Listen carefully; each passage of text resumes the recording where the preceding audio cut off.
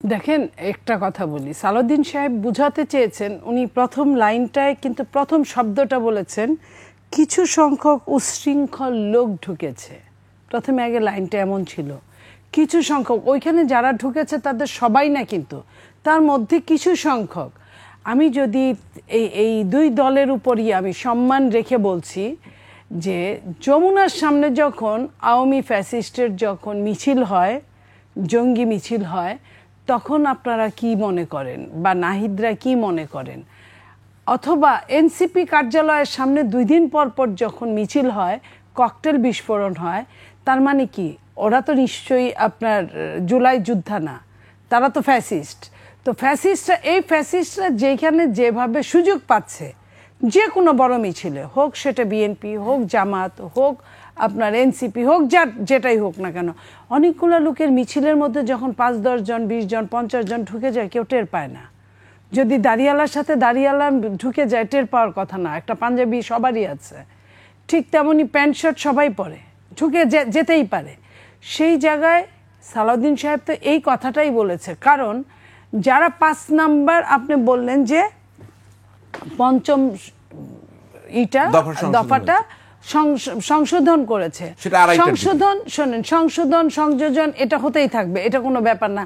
যেহেতু তাদের অবজেকশন ছিল, অবজেকশনে শুধু তারা না, বামরা যারা, তাদের অবজেকশন আছে, সেটাও কিন্তু ওইভাবেই সবাই কথা চিন্তা করেই কিন্তু করা হয়েছে। এখন আপনি বলেন যে এই যে কথাটা নাহিদ সাহেব কেন নিজের উপর সম্পূর্ণটা নিয়ে নিলেন?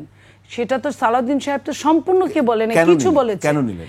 এটা কেন নিলেন? তাদের ওই দিন মন খারাপ ছিল, তারা সিগনেচার করতে যান নাই, তারা মনে করেছিল তারা সিগনেচার না করলে অনেকেই করবে না, কিন্তু প্রত্যেকেই করে ফেলেছে। মাত্র 30টা দলের মধ্যে মাত্র 6টা দল করে নাই, এর মধ্যে বামই আছে 4টা।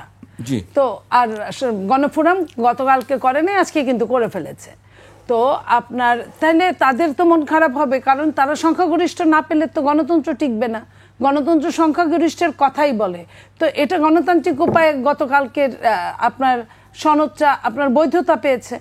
সেই জায়গায় নাহিদ সাহেবের রাগ আছে, শেষ তার জায়গা থেকে বলছে।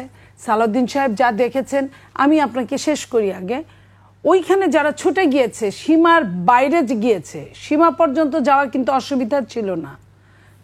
যেটুক পর্যন্ত সাধারণ জনগণ যেতে পারে, যেতেই পারতো, কিন্তু যখন তারা টপকে টপকে যাচ্ছিল এবং কাউকে কেয়ার করছিল না, তখন কিন্তু এখানে ওই আন্দোলনে যারা লিড দিয়েছে 17 তারিখ, নেতৃত্ব কি ফ্যাসিস্ট ছিল না জুলাই যোদ্ধারা ছিল? আমি ডাইরেক্ট প্রশ্ন, আমি আপনাকে এটাই বলছি, জুলাই যোদ্ধারা ছিল, আমি অস্বীকার করছি না, সালাউদ্দিন সাহেব অস্বীকার করছে না।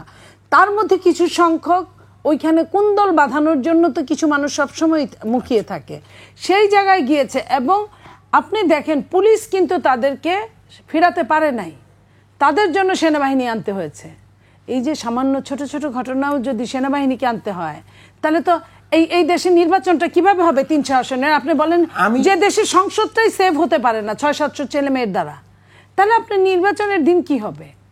আমি যদি আপনাকে উল্টা এই প্রশ্নটা করি, আচ্ছা, আর নির্বাচনের 2.5-3 মাস, 3.5 মাস, তাহলে এই জায়গাটা আমি ক্লিয়ার বলতে চাই যে এইখানে তো এটা কালকের জন্য এটা প্রযোজ্য ছিল না।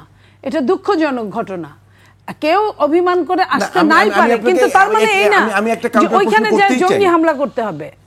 জি, তার মানে এই না যে ওখানে গিয়ে দৌড়ায় জঙ্গি হামলার মতো হামলা করতে হবে। জঙ্গি হামলা হয়েছিল না, জঙ্গি হামলার মতো যেটা বাহ্যিকভাবে যা দেখা যায়, দৌড়ে যখন একটা জিনিসের উদ্দেশ্যে যাওয়া হয়, সে উদ্দেশ্যটা তাদের যদি ওইভাবে বের করা না হতো, কালকের প্রোগ্রামটা কিন্তু সুষ্ঠুভাবে হতে পারতো না। এটা আপনিও জানেন, আমিও জানি। মানে টার্গেট কি ছিল তাহলে?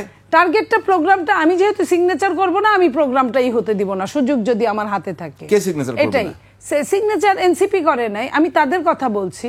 তাদের প্যাট্রোনাইজেশন এটা, এরা তো এনসিপির নাম দিয়ে গিয়েছে, প্যাট্রোনাইজেশন কিনা আমি তা জানি না, কিন্তু নামে তো এনসিপি হয়ে গেছে এবং নাহিদ তো এদের পক্ষই নিয়েছে।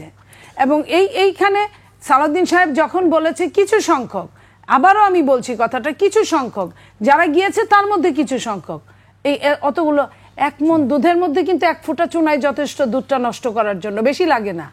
আমি ওই কথাটাই বুঝাতে চেষ্টা করেছি, যেটা সালাউদ্দিন সাহেব বলেছেন।